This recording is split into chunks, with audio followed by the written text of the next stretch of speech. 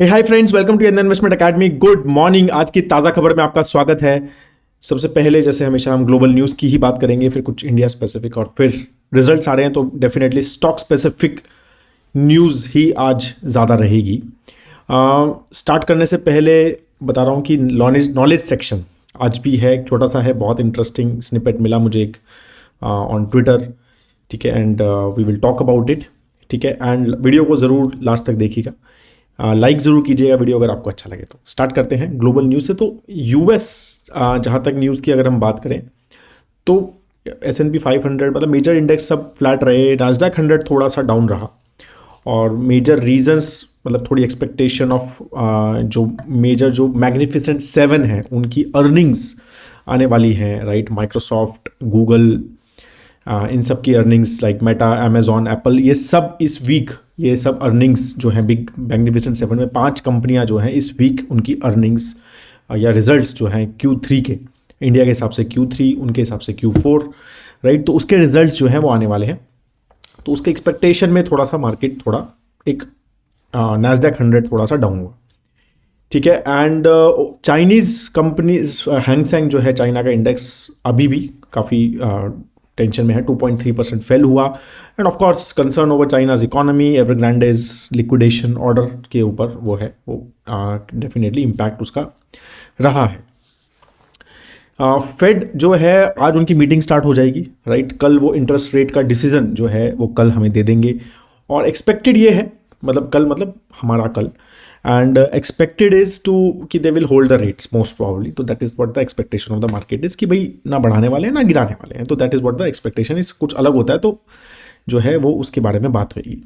Oil prices थोड़े से बढ़े कल जो है, दो रीजंस रहे। एक तो IMF की बात करेंगे, थोड़ा सा ग्रोथ फोरकास्ट को उन्होंने बढ़ाया है 2024 के ग्लोबल ग्रोथ फोरकास्ट को। तो उसकी वजह से भाई डिमांड एक्सपेक्टेशन थोड़ी ज़्यादा हो जाती है, तो इसलिए थोड़ा सा प्राइस बढ़ा। लेकिन और दूसरा ये भी है कि अब you know that there was a drone attack on US बेस, I think in Jordan, right. और उसमें से some US soldiers were killed, and उसकी वजह से मतलब ये एक एक्सपेक्टेशन है कि US में रिस्पॉन्ड एंड मिडल ईस्ट में टेंशन बढ़ सकती है। और मिडल ईस्ट में टेंशन बढ़ने का मतलब है ऑयल प्राइजेस बढ़ सकते हैं, राइट। तो वो सारी चीज़ें भी थोड़ा सा इम्पैक्ट रहा है। और एक थर्ड न्यूज़ और थी ऑयल से related, and which was basically on the Saudi जो अरामको है, जो सबसे बड़ी कंपनी है वर्ल्ड, मतलब in the oil space world में, सऊदी की, राइट। तो उनका जो टारगेट था ना वो 2027 तक 13 मिलियन बैरल पर डे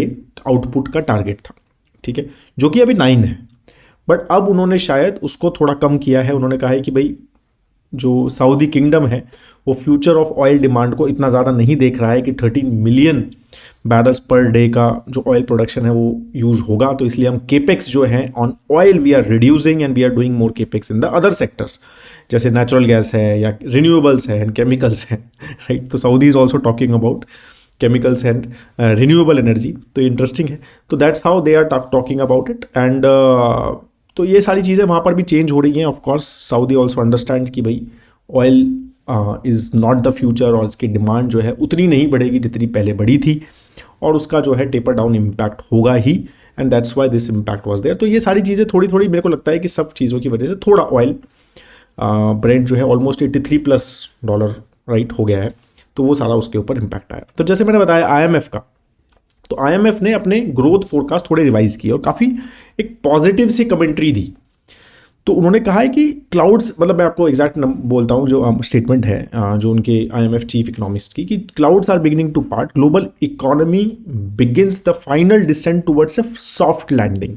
अब ये वर्ड बहुत ज़्यादा यूज हो रहा है। With inflation declining and growth holding up. Inflation decline हो रहा है लेकिन ग्रोथ फिर भी है, होल्डिंग अप हो रही है, but the pace of expansion remain slow and turbulence may lie ahead. तो that's what he has said.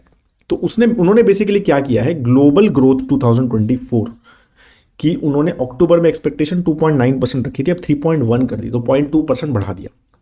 ठीक है, US की जो है ग्रोथ जो है काफ़ी अच्छे से बढ़ाई है, मतलब 1.5 से 2.1% कर दी GDP ग्रोथ रेट इन 2024, एक स्ट्रॉन्ग ग्रोथ। चाइना की भी उन्होंने जो है पहले 4.2% थी, 4.6% किया, उसको भी बढ़ाया। रशिया को भी उन्होंने 1.5% किया से बढ़ाया, सॉरी मतलब 1.5% से बढ़ाया। तो ये सारी चीज़ें उन्होंने की और इंडिया की भी 0.2% से ग्रोथ बढ़ाई है। तो इंडिया की उन्होंने अब जो है ग्रोथ रेट, ओवरऑल इंडिया की जो ग्रोथ रेट है वो 6.7% एस्टिमेट की है, पहले 6.5% की थी 2024 में। तो ओवरऑल इसकी वजह से उन्होंने ग्लोबल ग्रोथ को बढ़ाया। तो उन्होंने एज आई सेड कि काफ़ी पॉजिटिव थोड़ा सा चीज़ें कहा है कि भाई रिस्क कम हो गए हैं, इन्फ्लेशन कंट्रोल में आ गई है, ग्रोथ फिर भी रेजिलेंट है, राइट। तो ये सारी चीज़ें बेसिकली उन्होंने बोली हैं, राइट। और यही this is how estimates change with the change in markets. कोई भी प्रोजेक्शंस एस्टिमेट्स एज इज तो होते नहीं, आपको पता है projections are suppose to be changed, right. तो यही होता है। तो this is how it is. But उन्होंने यूरोप का ही मेजरली बोला कि यूरोप इज़ द ओनली मतलब इकोनॉमी या फिर आई वुड से कि रीजन जो उनको लग रहा है कि थोड़ा सा परेशान है, it will not do so well, ठीक है। तो उसका 0.9% ही जीडीपी ग्रोथ रेट उन्होंने रखा है 2024 में। तो उन्होंने कहा कि भाई यूरोप जो है वो अभी भी स्ट्रेस में है, परेशानी में है, राइट। बाकी जो सभी जो रीजन्स हैं दे आर डूइंग वेल। तो ये सारी चीज़ें बेसिकली उन्होंने ओवरऑल ग्रोथ में बोली, ठीक है। तो इस तरह से ये ग्लोबल बेसिकली इकोनॉमी के बारे में बात हुई। जो इंडियन इकोनॉमी, अगेन जैसे मैंने बताया कि IMF ने इंडिया में भी ये 6.7% जो है 2023-24 का जो उन्होंने बोला है, बेसिकली जो 6.7 था, सॉरी 6.5 किया इंडिया का। मैंने पहले 6.7 बोला था आपको, बट 6.5% किया, पहले 6.3 था, ठीक है। तो इस तरह से उन्होंने इंडिया का जीडीपी ग्रोथ रेट थोड़ा बढ़ाया है। एंड दे आर ऑब्वियसली मतलब वेरी पॉजिटिव अबाउट इंडिया कि भाई इंडिया तो स्टार है, सबसे हाईएस्ट ग्रोथ रेट है, बहुत अच्छा है, वही हमारी ग्रोथ रेट को आगे। तो ये सारी चीज़ें उन्होंने बोली। तो I think again and again we should not repeat it, ठीक है। अब हम बात करते हैं रिजल्ट्स की, राइट, क्योंकि काफ़ी इंपॉर्टेंट कंपनीज के रिजल्ट्स कल आए और उसका impact I think we can see in the markets, we may see in the markets today. तो सबसे पहले बात करते हैं L&T के रिजल्ट की। तो काफ़ी अच्छा 15% year on year growth, revenue भी 19% बढ़ा है। अब L&T जैसी बिग बड़ी कंपनी, कंस्ट्रक्शन कंपनी में 19% year on year 15% profit growth is considered very good according to me, ठीक है। ऑर्डर इनफ्लो जो है वो 25% बढ़ा, 75,990 करोड़ रुपीज़ के ऑर्डर जो है उनको इस क्वार्टर में मिले, 75,000 करोड़ के, जो कि लास्ट ईयर में 60,000 करोड़ के बॉन्ड किए थे उन्होंने। तो 25% का ग्रोथ रेट है। ऑर्डर बुक जो है वो 39% से बढ़ी। अभी उनके पास कितनी ऑर्डर बुक है? 4,69,000 करोड़ की ऑर्डर बुक है, राइट। और इंटरनेशनल ऑर्डर्स भी काफ़ी बढ़ रहे हैं L&T के पास, मिडिल ईस्ट में भी हम देख रहे हैं काफ़ी ज़्यादा उनका वो है, ठीक है। आपको लगता है ना कि L&T पे we should make a video, detail video, तो बताना, ठीक है। तो we will try to make, क्योंकि काफ़ी टाइम हो गया हमें भी मतलब बहुत डिटेल में L&T का एनालिसिस करें। क्वार्टर एनालिसिस करते हैं, बट डिटेल बिजनेस रिव्यू क्या चल रहा है अब, तो आप बताना, मतलब इंटरेस्टिंग सोच रहा हूँ मैं अभी थोड़ा, मैं बात करते करते, ठीक है। 67% का ग्रोथ था in international orders as well, ठीक है ना। तो overall obviously company has done pretty well and तो इसीलिए ये तो एक काफ़ी अच्छा रिजल्ट थे। सेकेंड जो रिजल्ट इंटरेस्टिंग वो आया है वो डॉक्टर रेड्डीज़ का। दैट इज़ ऑल्सो मतलब ओवरऑल नेट प्रॉफिट 10.6% से बढ़ा, ठीक है। ओवरऑल रेवेन्यू जो है वो 6.6% से बढ़ा। तो revenue was not of course as an export business है doctor Reddy's, and we know how the global economy is. Europe से भी काफ़ी बिजनेस आता है, नॉर्थ अमेरिका से भी काफ़ी बिजनेस आता है। उसमें भी अगर ग्रोथ दिखा रहे हैं तो पॉजिटिव ही, I think we should take it more और less, because in these scenarios specially export oriented companies if they are giving मतलब almost double digit profit growth, I think it should be considered quite well. Voltas का भी result आया। वोल्टास का जो है top line अच्छा grow हुआ, टॉप लाइन का ग्रोथ रेट जो था वो ऑलमोस्ट 31% था।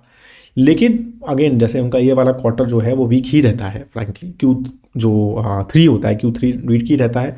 लास्ट क्वार्टर मतलब FY23 का भी ये क्वार्टर जो है वीक था, इसमें भी लॉस था, और इस बार भी उन्होंने लॉस बुक किया है, 27 करोड़ का लॉस बुक किया। जबकि स्टॉक हैज़ डन वेल अभी लास्ट, अगर हम कुछ 6-8 महीने में देखें तो स्टॉक ऑलमोस्ट 25-30% बढ़ा है इन एंटिसिपेशन कि भाई जो worst is behind things. But again थोड़ा बहुत ओवरऑल कंज्यूमर ड्यूरेबल सेक्टर में अगर हम देखें सभी कंपनीज में, तो we can still see, and everyone is hoping कि एक समर्स में एक अच्छा टेल विंड इन कंपनीज को मिलेगा, स्पेशली ये एयर कंडीशन कंपनीज और कंज्यूमर ड्यूरेबल कंपनीज, क्योंकि they are quite dependent on summer sales. तो यही है एक्सपेक्टेशन कि भाई specially Q1 of FY25, right, और Q2 FY25 काफ़ी स्ट्रॉन्ग होना चाहिए। तो let's see how it goes, but this is what the result was, ठीक है। PB फिनटेक का रिजल्ट आया। तो इंटरेस्टिंगली अगेन एक लॉस मेकिंग कंपनी रही है, एक स्टार्टअप रहा है वीकेंड, और वो दे रिपोर्टेड अ प्रॉफिट, ठीक है, तो टर्न्स प्रॉफिटेबल हो गया ये, ठीक है। लास्ट अगर हम देखें तो 87 क्वार्टर, लास्ट ईयर इसी क्वार्टर में Q3 में 87 करोड़ का लॉस दिखाया था, इस बार इन्होंने 37 करोड़ का प्रॉफिट दिखाया है, ठीक है। ऑपरेटिंग रेवेन्यू जो है 43% से बढ़ा है। You know PB Fintech, right, Policybazaar, BankBazaar, ये दो इनकी मेजर वेबसाइट्स हैं, राइट। तो overall growth has been pretty good. Premium जो है, न्यू प्रोटेक्शन प्रीमियम जो है 44% से बढ़ा, कंट्रीब्यूशन मार्जिन भी 44% से बढ़ा है, राइट। तो टोटल बिजनेस जो है ऑलमोस्ट 43% से बढ़ा है। काफ़ी सारे new initiatives they keep on taking. काफ़ी इंटरेस्टिंग कंपनी लगती है, हमारी शॉर्टलिस्ट में रहती है काफ़ी बार स्पेशली, बट अगेन मतलब काफ़ी सारे एनालिसिस के बाद अभी तक मॉडल पोर्टफोलियो में इसकी एंट्री नहीं है, but definitely we track it very closely. एक और रिजल्ट आया फ्रॉम कोरोमंडल। ये एक स्टॉक हमने हमारे स्मॉल एंड मिड कैप में था, we removed recently, I think last quarter या लास्ट क्वार्टर में, आई थिंक मोस्टली, ठीक है। तो उनका रिजल्ट इतना अच्छा नहीं आया और ये थोड़ा एक्सपेक्टेड लाइंस पे था, मेजरली बिकॉज ऑफ एक तो बिलो नॉर्मल मानसून्स थे, ठीक है, उसकी वजह से क्रॉप सोइंग्स इतनी नहीं हुई हैं, तो दे आर फर्टिलाइजर कंपनी, तो उस पर डायरेक्टली इंपैक्ट पड़ता है। और न्यूट्रिएंट बेस्ड जो सब्सिडी रेट्स है ना, जो न्यूट्रिएंट बेस्ड फर्टिलाइजर होते हैं, उस पर गवर्नमेंट ने थोड़ी सब्सिडी कम की है, राइट। तो डाउनवर्ड रिवीजन हुआ है, जबकि रॉ मटेरियल प्राइसेस बढ़े हैं, ठीक है। दैट्स व्हाट दे सेड, मतलब उनकी कमेंट्री में, और उसकी वजह से 57% का नेट प्रॉफिट डिक्लाइन था, ठीक है। और उसकी वजह से आई एम श्योर आपने वो थोड़ा स्टॉक का भी कल ही उसका इम्पैक्ट दिखा था। स्टार हेल्थ का भी रिजल्ट आया। स्टार हेल्थ का रिजल्ट काफ़ी positive, 37% year on year growth, जो पॉजिटिव था। Again I think we will do more analysis on, they will try to make a video also because model portfolio company है, ठीक है। But 37% growth था overall on the profit perspective, right. And अगर हम combined ratio की बात करें तो वो थोड़ा सा नेगेटिव था, 97 हो गया है, पहले 95 के आसपास था लास्ट ईयर इसी पीरियड में, तो अभी 97.3 जो है वो ओवरऑल हो गया है। तो this is what the star health is. अब KPIT, तो again a company which always surprises, right. LNTTS का रिजल्ट अच्छा नहीं आया, टाटा एलेक्सी का रिजल्ट इतना अच्छा नहीं आया, तो एवरीवन वाज एक्सपेक्टिंग KPIT का भी अच्छा नहीं आएगा, क्योंकि उनकी ऑटो डिवीजन का रिजल्ट अच्छा नहीं आया। बट KPIT तो KPIT है, राइट। तो उन्होंने पैट का ग्रोथ दिया 50%, ठीक है। और एम्प्लॉयज़ भी बढ़ाए, 756 एम्प्लॉयज़ बढ़ाए, तो टोटल 12,727 एम्प्लॉयज़ हो गए हैं, राइट। तो ऑर्डर बुक भी उनकी जो है अच्छी खासी $189 मिलियन की बढ़ी, मतलब $156 मिलियन की थी लास्ट क्वार्टर में, अब $189 मिलियन की ऑर्डर बुक हुई है। रेवेन्यू भी 37% से बढ़ा है, और उन्होंने जो Q2 में गाइडेंस बढ़ाई थी, उन्होंने कहा वो हम मीट करेंगे।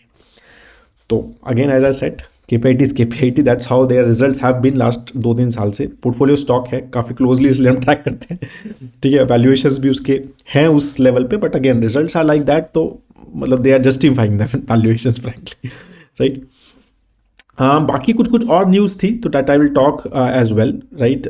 TCS को एक काफ़ी बड़ी 15 ईयर डील मिली है फ्रॉम एक इंश्योरेंस कंपनी, यूके की कंपनी है, अभी इंडिया में भी प्रेजेंट था, अभी तो I think they are not working, right. $500 million की डील जो है वो एक्सपेक्टेड है, तो काफ़ी बड़ी डील जो है they have got in IT services basically from them, ठीक है। एक तो उनका मतलब BANCS कोई प्लेटफॉर्म है that they have to basically implement, तो दैट्स हाउ TCS का ये काफ़ी बड़ी डील जो है ये कल अनाउंस हुई है, तो उसका इम्पैक्ट मार्केट पे देख सकते हैं।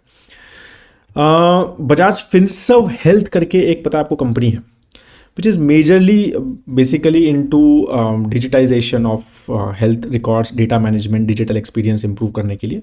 तो अगेन मुझे भी बहुत ज़्यादा डिटेल में नहीं पता है, जस्ट रेड सुबह मॉर्निंग में ही थोड़ा बहुत इसके बारे में, तो will check and everything. But they have acquired a company called Vidal health care, 100% stake उन्होंने उसमें लिया है, विच इज़ 3.325 करोड़ की एंटरप्राइज वैल्यू पे, ठीक है। एंड तो इस तरह से बेसिकली तो ये basically into they are this company has a TPA also, third party assurer, basically जो हेल्थ इंश्योरेंस में थोड़ा हेल्प करता है, राइट। तो उस हिसाब से भी लिया है इन्होंने उनको, right. And they also have lot of digital missions, Ayushman mission वगैरह में उनके कुछ work basically they do.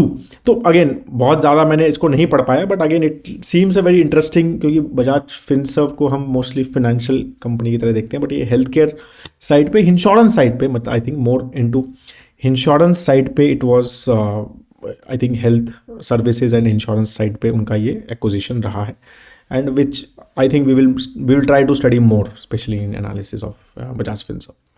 Tata Motors now is bigger than Maruti Suzuki. ये बहुत इंटरेस्टिंग था, 5% का रैली हुआ कल शेयर का, राइट, और market cap almost 3 lakh crore touch होने वाला है, 2.94 लाख करोड़ का टच हो गया था, राइट, और ज़बरदस्त रिटर्न्स दिख रहे हैं मॉडल पोर्टफोलियो में। आई थिंक 2 पोर्टफोलियोज में हैं हमारे, ठीक है, and has been very very good stock for us, काफ़ी अच्छा इसने हमेशा हमें रिजल्ट दिए हैं, ठीक है। और ऑफ कोर्स जो ये मेजरली जो रिसेंट जो रैली हुई है वो majorly because of their strong sales mix जो JLR से आ रहा है। तो JLR उनका काफ़ी इंपॉर्टेंट, एक ऑलमोस्ट 60-62% आई थिंक उनका रेवेन्यू जो है JLR से आता है, तो वो काफ़ी इंपॉर्टेंट उनके लिए है कि उसकी ग्रोथ अच्छी हो। और जो अच्छा नहीं रहा था 2-3 साल से, JLR was not performing and that was the main reason कि टाटा मोटर इतना अच्छा परफॉर्म नहीं कर पाया अगर हम 1-1.5-2 साल पहले चले जाए तो। लेकिन लास्ट कुछ महीनों से things have turned around, things have improved, and that's why things are basically we are showing these things, ऐसा रिजल्ट्स बेसिकली आ रहे हैं। So that is all on the news and market perspective. अब हम बात करते हैं आज के नॉलेज सेक्शन की, ठीक है। तो नॉलेज सेक्शन ट्राई करूंगा जितना छोटा करके, ठीक है। पहले I will share this image again. This image was, ये जो है पराग पारिक जी की वेबसाइट, पराग पारिक के जो फ्लेक्सी का पराग पारिक जो फंड हाउस है उनकी वेबसाइट पे ये स्टोरी मिली, विच इज़ जो पराग पारिक जी थे, राइट, ग्रेट इन्वेस्टर, राइट, तो उन्होंने आई थिंक ये स्टोरी लिखी थी, तो that's what it was written. और ये किसने आइडेंटिफाई किया? आई थिंक विवेक, या समवन कॉल्ड विवेक, एक विवेक इन्वेस्टर है, काफ़ी फेमस, ट्विटर पे उनका चैनल है, मतलब ही हैज़ अ पेज, तो उन्होंने शेयर की थी, तो मेरे को मेरी फीड में आया, तो I read it and I liked it. मेरे को लगा कि आपके साथ सबके साथ शेयर करता हूँ। बहुत इंटरेस्टिंग स्टोरी है, right, of financial planning concept के ऊपर, ठीक है। तो अगेन ये हम स्पेशली एडवाइजर्स वगैरह जो है ना, ये काफ़ी ज़्यादा हम फेस करते हैं, तो इसलिए I thought I will share this with you. तो ये बेसिकली इन्होंने एक बताया कि ये स्टोरी है जो 1995 के बूम में जो है वो फैमिली रूइन हो गई थी, ख़राब हो गया था उनकी हालत, उनकी फाइनेंशियल हालत काफ़ी ख़राब हो गई थी, ठीक है। और उन्होंने कहा कि भाई वो फैमिली काफ़ी रीजनेबली वेल्दी थी, एक कंफर्टेबल लाइफ जी रही थी, टेक्सटाइल बिजनेस था पापा मतलब फादर का, कॉशियस इन्वेस्टर थे, इन्वेस्टमेंट डिसीजन काफ़ी केयरफुली लेते थे, लैक ज़्यादा नॉलेज नहीं थी, कंजर्वेटिव नेचर था, राइट। तो जब उन्होंने स्टार्ट किया तो उनका बेटा कॉलेज में था जब उन्होंने बिजनेस स्टार्ट किया, जो चार्टर्ड अकाउंटेंट बनना चाहता था, ठीक है। तो वेटिंग फॉर हिम बिकम, तो उन्होंने कहा कि वो ही मतलब Parag Parikh ji I think used to manage his portfolio, ठीक है। तो उन्होंने कहा कि नहीं आप मेरा पोर्टफोलियो अभी मैनेज करो, मतलब जब भी उन्होंने पोर्टफोलियो स्टार्ट किया, बट फिर मेरा बेटा जब CA बनेगा तो फिर वो करेगा, दैट्स व्हाट मतलब उन्होंने बोला होगा। तो पराग पारिक ने कहा कि I had even told him that investment acumen does not come by becoming a chartered account, right. Chartered accountant बनने से आप इन्वेस्टमेंट प्लानिंग, फाइनेंशियल प्लानिंग, ये सब चीज़ें नहीं सीख सकते, it has experience is rot. मैं हमेशा बहुत ज़्यादा फाइनेंशियल डॉक्टर्स को कंपेयर करता हूँ, राइट। सिर्फ MBBS करने से आप डॉक्टर नहीं बनते, आप एक्सपीरियंस से, मतलब इट्स वेरी इंपॉर्टेंट, राइट, कि आप उसको एक्चुअली करिए, राइट। थ्योरी से नहीं होता है कुछ भी, और आई थिंक चार्टर्ड अकाउंट का उनको थ्योरी भी नहीं होती, राइट, फ्रैंकली उनका तो ये सारी चीज़ें, मतलब वो CFP वगैरह कोर्सेज में फिर भी रहती है theory, but I don't think कि chartered accountant has a financial planning and investment management वगैरह का ज़्यादा थ्योरी भी। तो ही स्ट्रांगली बिलीव दैट, लेकिन उन्होंने कहा कि नहीं यार ये तो स्टॉक क्या है, स्टॉक इन्वेस्टमेंट तो सब नंबर क्रंचिंग होती है, बैलेंस शीट एनालिसिस होता है, CA तो करते हैं, बिल्कुल करते हैं, राइट। तो उनका बेटा जो है वो एक्सीलेंट इन्वेस्टर बनेगा, बेटा हो गया, बन गया चार्टर्ड अकाउंटेंट। तो he came to meet mister Parag Parikh, he questions me of some investment decision, I gave him the required explanation, ठीक है। एंड तो after a month he seeks a meeting with me, तो उन्होंने कहा कि भाई मैं उनकी मीटिंग की उनके फादर के साथ की, he list some of the 15 stock in financial services sector which had gone up considerably. तो उन्होंने 15 स्टॉक के नाम बताए कि भाई ये स्टॉक्स जो है फाइनेंशियल सर्विसेज के बहुत ज़्यादा बड़े हैं, ठीक है। तो आप क्यों नहीं इसको बेसिकली बढ़ा पा रहे टाइप्स, वो उनका थॉट था, ठीक है। Ask me why I had not bought these stocks. तो मैं थोड़ा अपसेट था कि भाई मैंने उनको क्लैरिफाई किया, यार ये जो है at present there is a madness in market in financial services sector, none of the stock deserve any investment, ये फैंसी स्टॉक हैं, कोई वैल्यूएशन इनका नहीं करता। तो उन्होंने कहा कि यू बिंग द, आप मार्केट में इतने टाइम से हो और आपको ये भी नहीं पता, I even knew that they would come, मुझे भी पता था कि ये तो बढ़ेंगे स्टॉक, आपको क्यों नहीं पता था? अगर मैं ये पोर्टफोलियो हैंडल कर रहा होता तो बहुत ज़बरदस्त रिटर्न होते। ये टिपिकली बहुत सुनते हैं हम, ठीक है, ये कुछ नया नहीं है। So I had nothing to say to the kid who just came out of college without any experience, right? The proud father all along supported him, right? Father को लग रहा था कि भाई बच्चा सीए है तो इसको आता होगा. And kid started handling the family wealth, became a very active player in markets. 1995 markets crashed. Kid lost all the family wealth. Father had a stroke. They had to leave Mumbai, settle down in a hometown in Gujarat. This happens because of overconfidence bias. This kid thought he knew more than anybody else just because he was a chartered accountant. This bias made him react to any sound advice he got. There are thousands of such cases. One piece of advice: respect them. ये last important सबसे. Respect the market. They are interesting because we cannot understand them. Right. तो एक ये बायस basically over confidence बायस के बारे में बात इन्होंने एक बहुत अच्छी स्टोरी यहाँ पर करी है. तो I thought I will share with you, क्योंकि ये ना काफ़ी बार देखा जाता है, कई बार किसी एडवाइज़र में भी देखा जाता है. ऐसा नहीं कह रहा हूँ मैं, आप हमेशा एक इन्वेस्टर के दिमाग में ही रहता है, काफ़ी बार एक एडवाइज़र के दिमाग में भी आई have seen those things, right. कि अरे कोई बात, मैं तो 2% पर मंथ, कोई प्रॉब्लम नहीं है, मैं गारंटेड, राइट. तो ये सारी चीज़ें, ओवर कॉन्फिडेंस बायस काफ़ी बार रीसेंसी बायस के साथ भी आता है, राइट. कि आई हैव सीन जैसे लास्ट 1 ईयर में markets have been very good, right. We all know कि 25-30-40% स्मॉल कैप मिड कैप ने तो और भी ज़्यादा रिटर्न्स दिए. तो of course some investors have got that kind of return, या थोड़े बहुत ज़्यादा भी मिले हैं. तो वो of course that leads to some of the advisers या जो भी है, ब्रोकर्स या जो भी है, मतलब they have got better returns. तो थोड़ा एक ओवर कॉन्फिडेंस बायस वो आ जाता है because of recency biases. Markets have done well, you have done little better या as good as market as well. ठीक है, वो पता नहीं चलता है क्योंकि इतना सारे कई बार आगे पीछे होते हैं स्टॉक्स, तो पता नहीं चलता है, बट ये होता है काफ़ी बार, राइट. तो रीसेंसी बायस की वजह से काफ़ी बार over confidence bias is quite common, specially in these type of markets. तो I see more this kind of situation in this kind of market, जब markets at all time high, near all time high, have done very well in last 1.5-2 years. तो उस तरह से वो चीज़ें लगती हैं कि यार अपनी खुदा है टाइप्स, राइट. तो वो चीज़ थोड़ा होता है. तो this things we should understand as a investor की, लाइक लास्ट स्टेटमेंट बहुत ज़बरदस्त है मेरे को लगता है कि respect the markets, they are interesting because we cannot understand, we cannot understand them. Everyone, मतलब जो उसको समझ नहीं सकते आप उस मार्केट को, because they are so many things which get involve. कोई उसको शॉर्ट टर्म में नहीं समझ सकता है कि ये क्या होगा इसके साथ. So all those things we should know, and थोड़ा एनालिसिस, थोड़ा एक कंजर्वेटिव साइड होके और सब चीज़ें करके ही हमें रखना चाहिए. And that's what we at Yagya try to do for retail investors की. सिंपल रखते हैं चीज़ों को, ईजी रखते हैं चीज़ों को, और स्ट्रेस फ्री रखते हैं, right. Investing should be stress free, investing should be boring, right. And तो यही सब चीज़ें फैक्टर्स है. और इन्वेस्टिंग शुड बी सिंपल, ये हमेशा मैं लोगों को बोलता हूँ कि सिंपल होना चाहिए, स्ट्रेस फ्री होनी चाहिए और बोरिंग होनी चाहिए. Then you will make lot of money. That is all I have on this. I hope that आपको ये अच्छा लगा. Have a great time ahead दोस्तों. जय हिंद.